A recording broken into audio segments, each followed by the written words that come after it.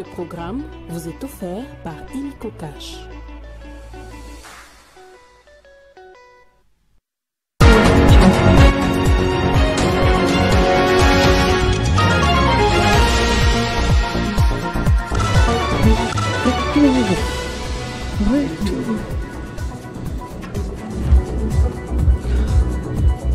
Rentrée parlementaire ce 15 mars, une session ordinaire décisive qui intervient alors que le pays est frappé par une crise sécuritaire dans sa partie est.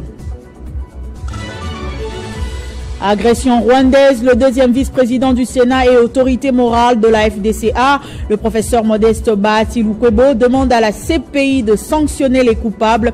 Les détails dans ce journal.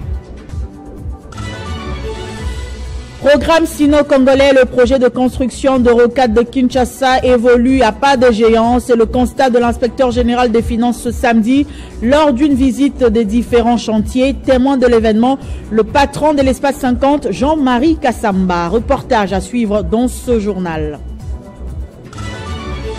Autre titre, le Conseil universel pour la paix des nations et continents a élevé la ministre des Affaires sociales, Action humanitaire et solidarité nationale, Nathalie Aziza Mounana, au rang de grand cordon de paix et servante de l'humanité. Essentiel de l'actualité sur Télé 50, bienvenue à tous. C'est une rentrée parlementaire décisive qui intervient alors que le pays est frappé par une crise sécuritaire dans sa partie est. Les députés nationaux ont repris le chemin de l'hémicycle ce samedi lors d'une plénière présidée par Vital Kamerhe. Dans son mot d'ouverture, le président de l'Assemblée nationale a rendu hommage aux victimes civiles et militaires de l'agression rwandaise. C'est suite à cet engagement du chef de l'État et aux efforts inlassables du gouvernement que des avancées diplomatiques notables ont été réalisées. Quoiqu'encore insuffisantes, les sanctions et les condamnations internationales contre le Rwanda pour son soutien à la rébellion du M23 sont une étape importante pour restaurer la vérité sur ce conflit qui n'a que trop duré. À ce titre, ici est de souligner l'adoption par le Conseil de sécurité des Nations Unies de la résolution 2773 proposée par la France et qui pointe nommément le Rwanda comme force d'agression en RDC. Dans la même perspective, il y a lieu de saluer les actions diplomatiques de la Belgique autant que celles du Canada, de l'Allemagne, du Royaume-Uni, des États-Unis et plus généralement de l'Union européenne qui témoignent de leur volonté à soutenir le peuple congolais dans le rétablissement de la paix et dans la préservation de son intégrité territoriale. Sur le même registre, il est important de féliciter les efforts diplomatiques des pays de la sous-région, notamment ceux de la SADC et de l'EAC, qui sont engagés aux côtés de la République démocratique du Congo pour assurer une paix durable dans le cadre du processus de Luanda et de Nairobi, pilotés respectivement par les excellences Joao Lourenço, président de l'Angola, et Uhuru Kenyatta, ancien président du Kenya. Cet élan de solidarité venu des pays amis s'est aussi traduit par le déploiement des troupes de diverses nationalités qui, au nom du principe de l'intangibilité des frontières, ont été engagées au combat, parfois jusqu'au sacrifice suprême. Agression rwandaise, nous ne négocierons jamais la souveraineté territoriale de notre pays. C'est ce qu'a déclaré ce samedi le président du Sénat, Sama Lukonde, lors de l'ouverture de la session de mars. Par ailleurs, le speaker de la Chambre haute du Parlement a mis en garde contre les difficultés budgétaires et appelle à la réduction du train de vie de l'État.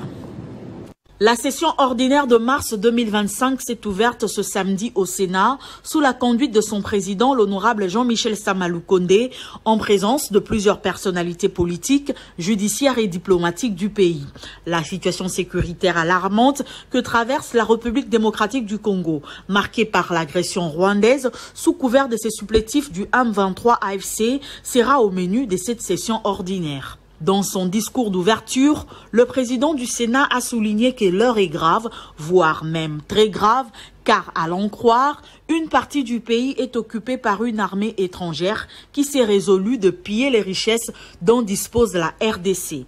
Au regard des crimes des masses commis par l'armée rwandaise, le président du Sénat encourage les initiatives du gouvernement qui consistent à documenter tous les cas de violation de droits de l'homme pour que la RDC puisse saisir les instances judiciaires internationales afin de réhabiliter l'honneur de toutes les victimes et de la nation congolaise.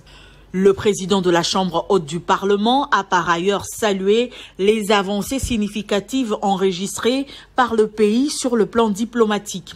Il a pour ce faire félicité le chef de l'État, Félix Tshisekedi, dont les actions ont abouti à la condamnation internationale de l'agression rwandaise, notamment par l'adoption de la résolution 2773 au Conseil de sécurité des Nations Unies.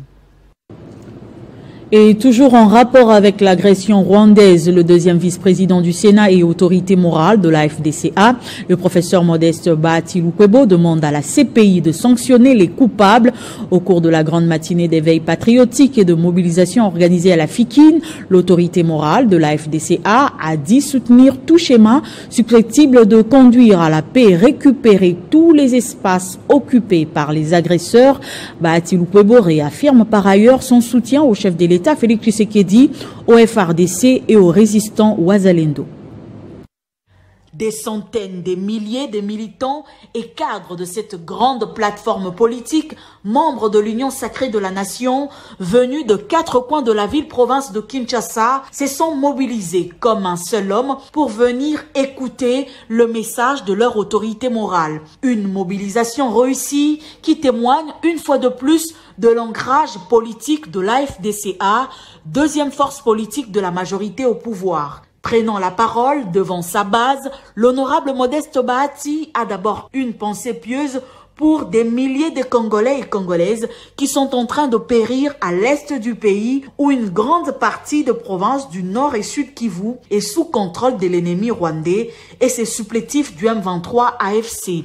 Face à cette situation, Modeste Bahati a, au nom de son regroupement politique, réaffirmé son soutien total au chef de l'État Félix Tshisekedi et loué les efforts inlassables qu'il déploie ainsi qu'au FRDC et aux résistants Wazalendo pour la restauration d'une paix durable dans l'est du pays. L'autorité morale de la FDCA a également saisi cette occasion solennelle pour exhorter l'Union sacrée de la nation à œuvrer pour le renforcement de la cohésion en son sein. La rentrée politique organisée à la FIKIN a été aussi l'occasion pour Modeste Bahati et son regroupement de condamner fermement l'agression de la RDC par le Rwanda et de dénoncer des milliers de morts causées par cette guerre. Aussi a-t-il demandé vivement à la Cour pénale internationale de sanctionner les coupables. C'est ici l'occasion de condamner fermement la guerre dont est victime notre pays de la part du Rwanda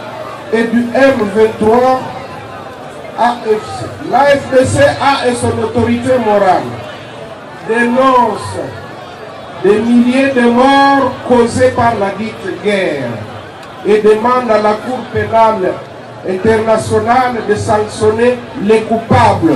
Dans son message à la base, Bahati Lukwebo a dit soutenir tout schéma susceptible de conduire à une paix rapide et durable et de récupérer tous les espaces occupés par les agresseurs. Selon l'autorité morale de la FDCA, ces schémas portent notamment sur la solution économique à travers l'élargissement de notre partenariat économique, les processus de Luanda et de Nairobi, le pacte social Senko-SCC pour la paix dans la région de Grand Lac.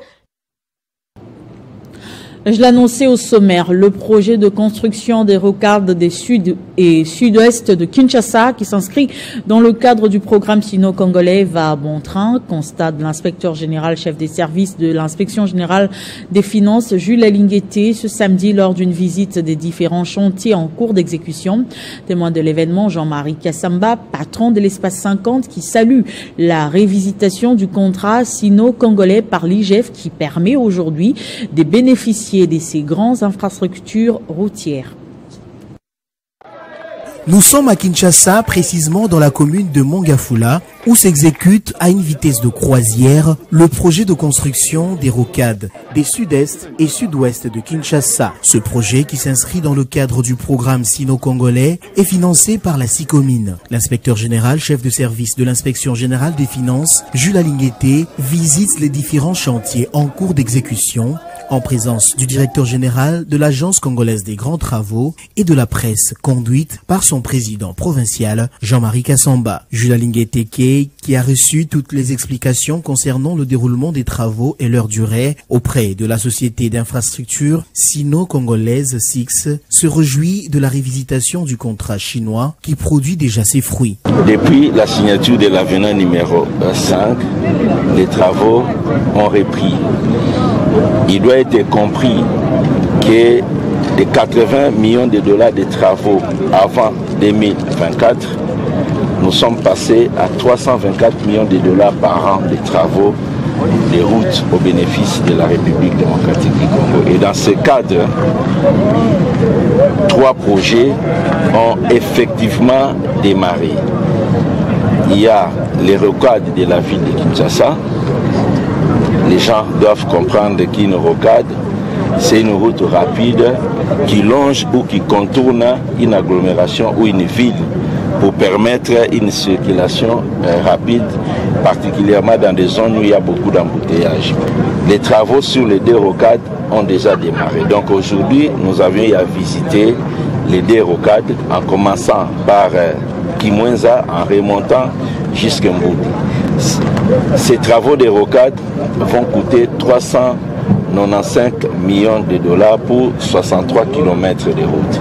Le patron de la presse de Kinshasa, Jean-Marie Kassamba, témoin de l'événement, constate avec joie l'évolution des travaux et pense que ce projet permettra de fluidifier la circulation routière dans la capitale. Je pense que ces rocades vont permettre le désenclavement de la circulation autour de Kinshasa. C'est une façon de montrer qu'à Kinshasa, il n'y a pas suffisamment de routes. Et l'IGF, avec Alinguete et Jules, inspecteur chef des services, a pu, avec le gouvernement congolais, renégocier avec les Chinois, le partenariat que nous avons avec les Chinois.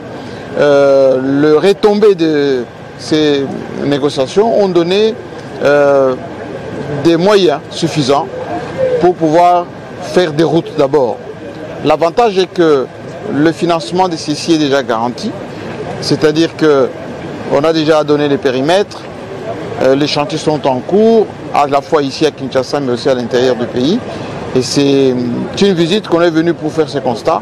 C'est une très bonne chose pour le pays. Il faut noter que le projet de la construction de la rocade sud-est de Kinshasa part de la route nationale numéro 1 au quartier Mbenseke et se prolonge jusqu'à l'avenue Lumumba à l'entrée de l'avenue Ndoku à la jonction avec la province du Congo central. Signalons que plusieurs artistes de renom, dont Gou Michel et Fiston Saïsaï, étaient présents à cette activité. Dans l'actualité également, le Conseil universel pour la paix des nations et continents vient d'élever la ministre des Affaires sociales, Action humanitaire et solidarité nationale, Nathalie Aziza Mounana, au rang de grand cordon de paix et servante de l'humanité. Ce titre honorifique permettra à la ministre de siéger désormais au Conseil universel de la paix, faisant d'elle la première ministre du gouvernement souminois à occuper ce prestigieux poste. Par ce titre, la ministre des Affaires sociales s'engage à promouvoir la paix au quotidien pour un monde meilleur. Et puis les organisations de la société civile réunies au sein du Consortium pour la paix et le développement CPD encouragent les leaders politiques de tous bords à opter la voie de la sagesse pour épargner les vies humaines des populations civiles innocentes en soutenant l'initiative du dialogue. Elles appellent à cet effet toute la société civile confessionnelle et non confessionnelle ainsi que toutes les populations congolaises en général à tout mettre en œuvre pour la réussite de ce processus visant le retour de la paix en RDC et dans la région de Grand Lac. La déclaration est lue par Madame Nyombo Zaina, coordonnatrice. Nous, organisation de la société civile, réunis au sein du Consortium pour la paix et le développement CPD en sigle, saluons à juste titre l'initiative prise par le président de la République, sœur d'Angola, et président en exercice de l'Union africaine. Le consortium soutient le président de la République démocratique du Congo pour son ouverture d'esprit et son sens élevé d'État, le conduisant à abréger les souffrances des populations civiles innocentes en explorant les voies pacifiques des résolutions de conflits. Le consortium demande aux leaders de l'Alliance Fleuve Congo, AFC, et du mouvement M23 de privilégier cette voie pacifique des résolutions des conflits. Le consortium encourage les leaders politiques et de tous bords à adopter la voie de la sagesse pour épargner les vies humaines des populations civiles innocentes en soutenant cette initiative. Le consortium appelle à toute la société civile confessionnelle et non confessionnelle, ainsi que toutes les populations congolaises en général, à tout mettre en œuvre pour la réussite de ces processus. Par ailleurs, le consortium sollicite de son Excellence Messieurs Joao Manuel Gonçalves Lorenzo, président de la République d'Angola, de ne circonscrire cette initiative qu'au dialogue direct. Le consortium renouvelle l'appel fait le 11 février 2025 pour l'ouverture effective du couloir humanitaire. Le consortium affirme que les femmes, les jeunes et les enfants de la République démocratique du Congo, ainsi que de la région de Grand Lac, constituent plus de 70% de la population et aspirent à vivre dans un climat de paix. Dans une déclaration d'une rareté ferme faite vendredi, plusieurs structures de la société civile du Maniema dénoncent avec force ce qu'elles qualifient d'harcèlement politique et judiciaire contre les notables de la province. Il s'agit notamment de Matata Pogno et Emmanuel Ramazani Chadari et d'autres fils du Maniema sont visés, poursuivis, traqués, pendant que les véritables fossoyeurs de la République, les détourneurs avérés, bénéficient d'une impunité absolue. Les filles et fils du Maniema s'indignent de voir que les leaders du Maniema font l'objet de poursuites judiciaires pour des raisons politiciennes. Nous citons le cas précis de M. Salomon Escadela qui était poursuivi injustement par la cour militaire au niveau de Kinshasa. Matata Pogno est poursuivi devant la cour constitutionnelle dans les dossiers Bukangalonzo. Et cela, il y a plus de 4 ans. Comment comprendre? Le même dossier porte des numéros. Quel modèle de jurisprudence devons-nous laisser aux générations futures? Nous citons aussi Ramazani Chadari, dont sa position politique fait de lui un objet de poursuite devant les instances judiciaires militaires.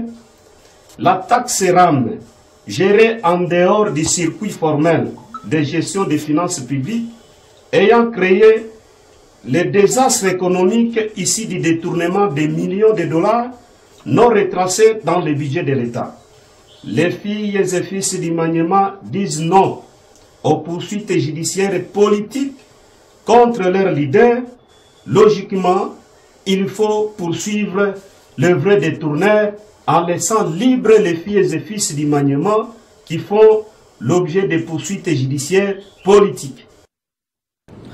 Et puis le président de l'association socio-culturelle Bouloubaï Boukata Dieudonné Mbanga, au nom de toute l'association, exprime son soutien au président urbain Koulouba Longo Justin suite à l'incident déplorable survenu ce samedi dans la matinée dans sa résidence de l'UPN à Kinshasa.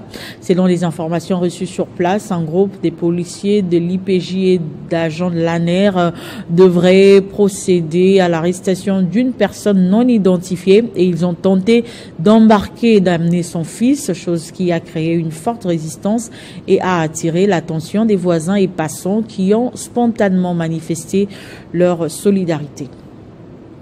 Le président national de l'association socio-culturelle Bouloubaï Bouketa, M. Dieudonné Banga Moukose, au nom de toute l'association, exprime son soutien à M. Kilouba Longo Justin, président urbain, suite à l'incident déplorable survenu ce samedi dans la matinée à sa résidence de l'UPEN à Kinshasa. Selon les informations reçues, un groupe des policiers de l'IPG et d'agents de l'ANER en tenue civile sont venus vers 11 h pour procéder à l'arrestation d'une personne non identifiés. Lors de leur intervention, ils ont tenté d'embarquer et d'amener les fils de M. Kilouba Longo Justin, qui a opposé une forte résistance. L'incident a rapidement attiré l'attention des voisins et passants qui ont spontanément manifesté leur solidarité, permettant ainsi à l'enfant d'être conduit à la police sous la garde du SIAT des Mbama. De plus, une des filles de M. Kilouba Longo, qui tentait de filmer les événements, a été violemment agressée par les assaillants, perdant son téléphone au cours de l'altercation, tandis que d'autres témoins ont réussi à capturer des images de la scène, y compris une partie de l'incident qui a eu lieu sur l'avenue au sortir de la résidence. L'ASBL Bouloubaï Bouketa, profondément choqué par cette violation de droits de la famille Kilouba Longo, dénonce avec la plus grande fermeté cet acharnement injustifié à l'encontre de membres de sa famille. Elle rappelle que toute action de cette nature, qu'elle soit dirigée contre une personnalité publique ou contre tout citoyen, est inacceptable et contraire aux principes de droit, de justice et de respect de droits fondamentaux. Il est essentiel de souligner que M. Kilouba Longo Justin est le président provincial de l'ASBL Bouloubaï Bouketa, ville de Kinshasa, et que de tels agissements fragilisent le vivre ensemble au sein des communautés, une valeur prêchée chaque jour, particulièrement en cette période où la RDC fait face à l'agression et où la cohésion nationale est plus que jamais cruciale. Bouloubaï Bouketa exprime sa solidarité et soutient fermement M. Kilouba Longo Justin et sa famille dans cette épreuve. Elle exige par ailleurs que les responsables de cet acte d'agression soient identifiés et que des actions appropriées soient entreprises pour garantir que de tels événements ne se reproduisent plus à l'avenir. Le boulevard Lumumba, l'une des grandes artères de la ville de Kolwezi, est en train de revêtir une nouvelle robe. Pour l'instant, l'entreprise commise à cet ouvrage a posé la couche de base en attendant la pose de la première phase de l'enrobé. En rénovant ce boulevard, la gouverneure Fifi Masuka veut à tout prix fluidifier la circulation sur cet axe récemment perturbé par son état de délabrement très avancé. La réhabilitation du boulevard Lumumba de Kolwezi dans la province du Lualaba a pris une allure satisfaisante. Lancés depuis novembre dernier, les travaux sont à l'étape de la couche de fondation. Les voies de canalisation d'eau sont quasiment terminées. Le chantier s'étend jusque-là sur une distance de plus d'1 kilomètre de longueur et 14 mètres de largeur. Cet axe aura des séparateurs et l'éclairage public pour faciliter la circulation. Dans peu de temps, la couche d'enrobé va être posée. Le gouvernement Masuka a mis tous les moyens nécessaires pour qu'à la fin des travaux, cet axe de la route nationale numéro 39 soit l'un des plus beaux de la ville de Kolwezi. Une action menée dans le cadre du processus de changement d'image de la province cobaltifère recommandé par le président Tshisekedi. Et puis une délégation des députés nationaux conduite par l'honorable Serge Kondé Chembo est arrivée dans la cité de Sakania.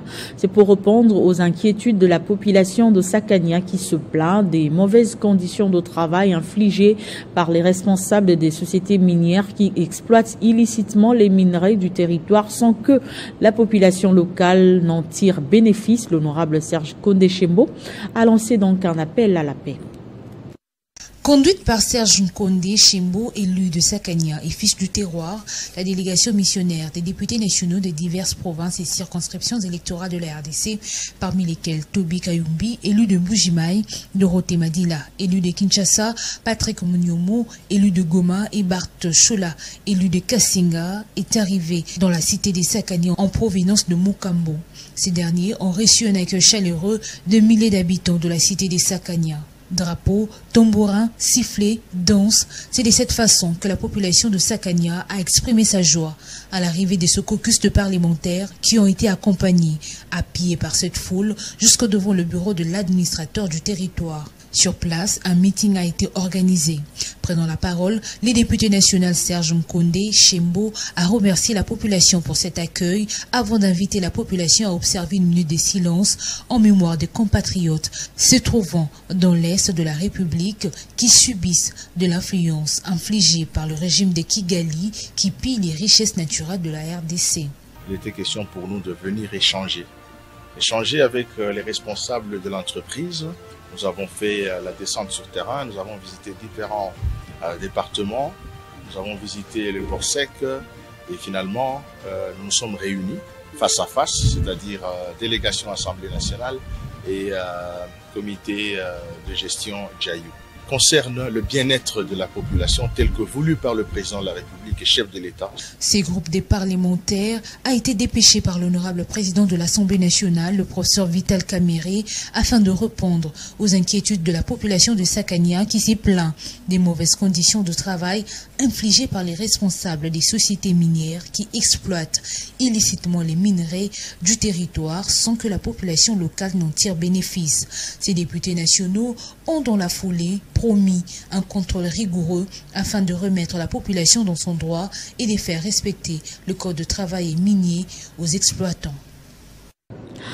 Les travaux de réhabilitation de la route Dungu-Isiro exécutés par la société OGK de l'homme d'affaires James Kenda est très salué par les chefs coutumiers et la population riveraine. Ces derniers expriment leur gratitude au gouverneur du Haut-Touélé, Jean Bakomito, pour sa détermination de matérialiser la vision du chef de l'État, Félix Tshisekedi, dans cette province. Les travaux de réhabilitation de la route provinciale allant de Dungu, Niangara, Rungu-Isiro, longue d'environ 250 km, exécutés par l'entreprise des génies civils et de construction OGK, appartenant à l'homme d'affaires de renommée nationale et internationale James Kenda Odu, évolue à pas des géants sous les financements du gouvernement provincial du Haut-Ouélé, dirigé par Jean Bakomito Gambo. L'exécution de ces travaux est saluée par la population ainsi que les autorités coutumières qui sont épatées de l'élargissement de la chaussée ainsi que de l'avancement rapide.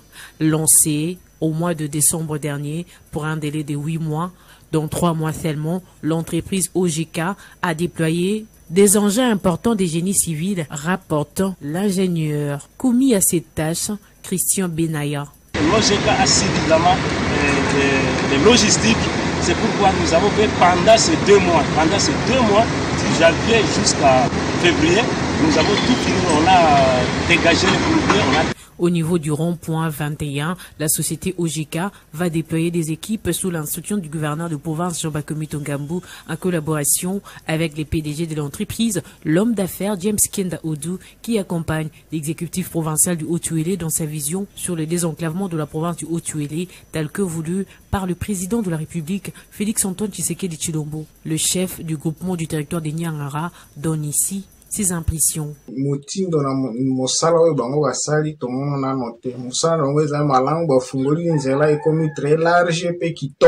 Notons que cette société dispose de plusieurs engins capables de désenclaver certaines provinces où des difficultés de route existent avec un personnel qualifié, a affirmé le directeur général de la société OGK, M.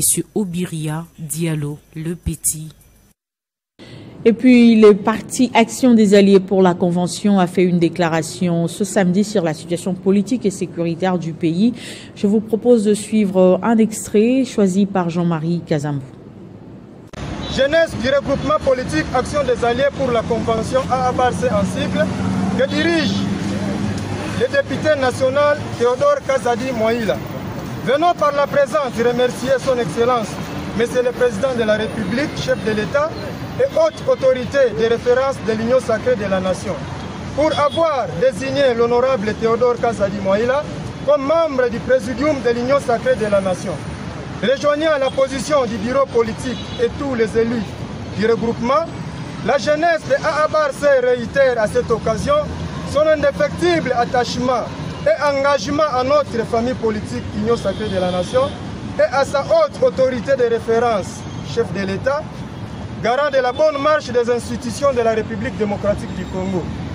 Pendant cette période où notre pays est agressé injustement par l'État voyou, le Rwanda, Action des Alliés pour la Convention AABARC en sigle exprime son soutien au chef de l'État, aux forces armées de la République démocratique du Congo et aux patriotes Wazalendo. Revenons à la 31e édition du forum Indaba Mining qui s'est tenu il y a peu dans la ville de Cape Town, en Afrique du Sud.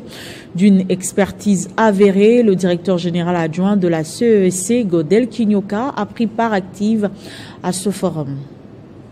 La République démocratique du Congo connaît une guerre d'agression motivée par des visées économiques. Et ces métaux rares sont au cœur de la convoitise du Rwanda, occasionnant ainsi un drame humanitaire sans précédent.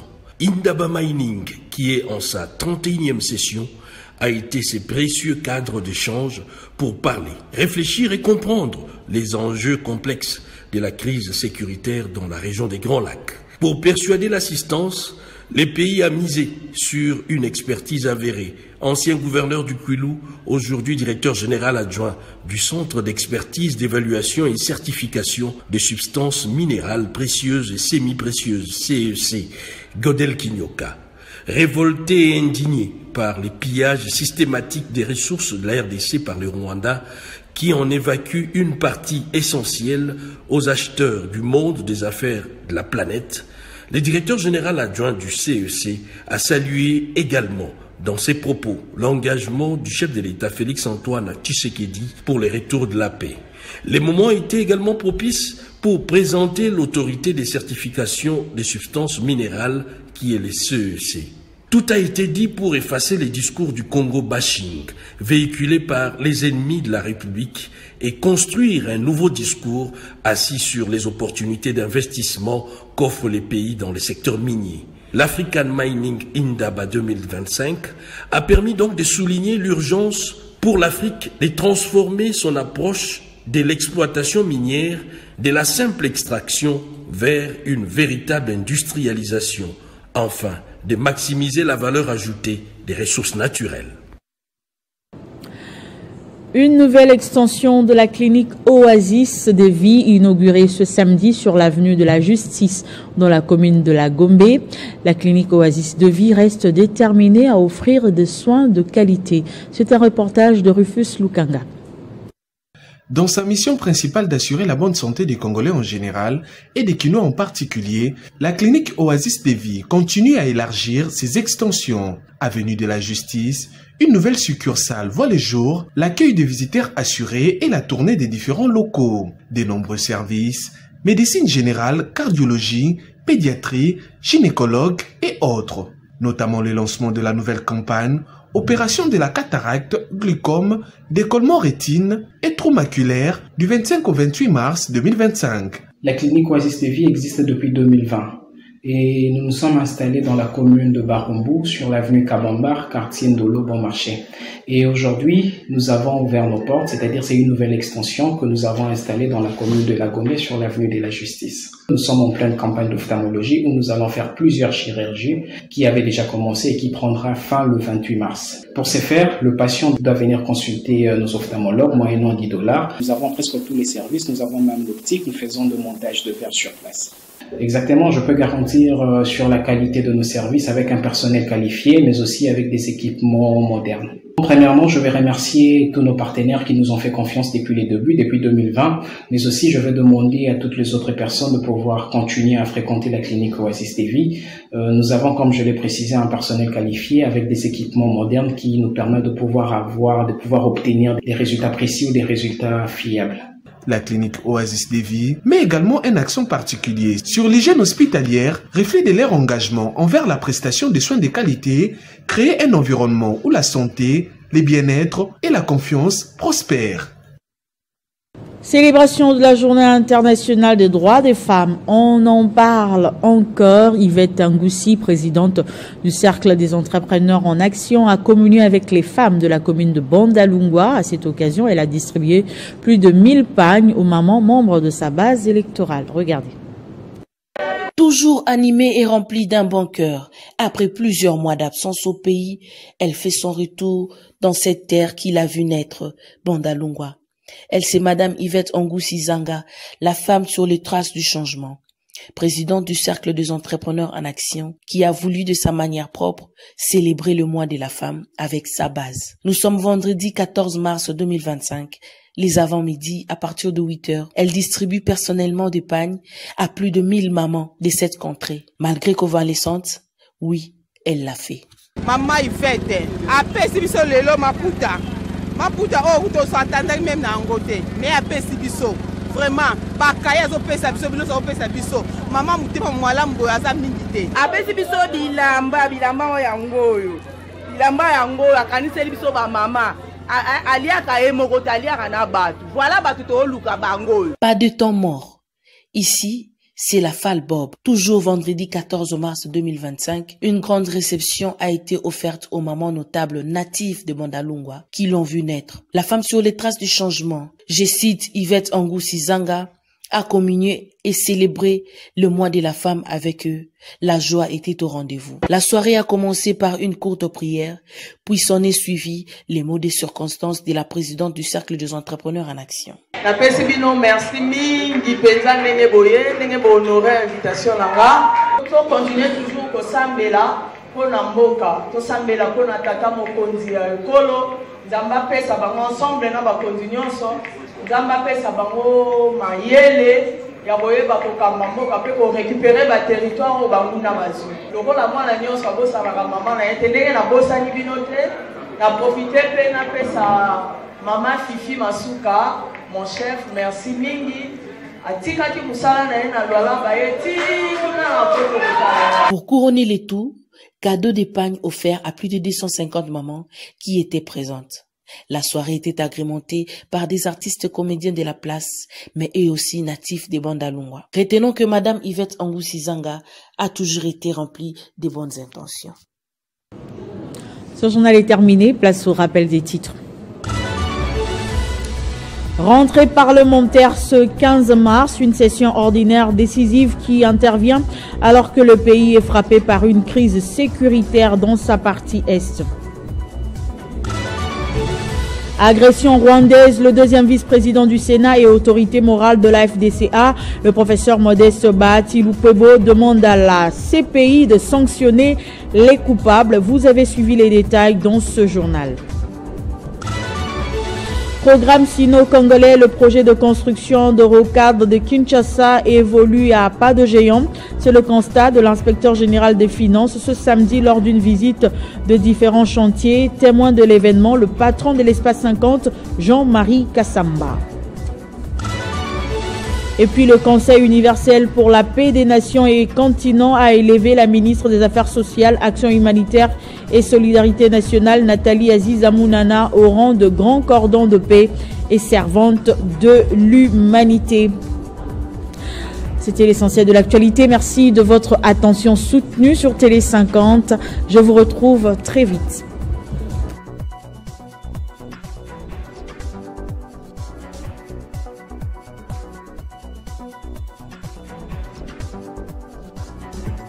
Retrouvez toute l'actualité en continu sur www.tele50.cd. Ce programme vous a été offert par Illico Cash.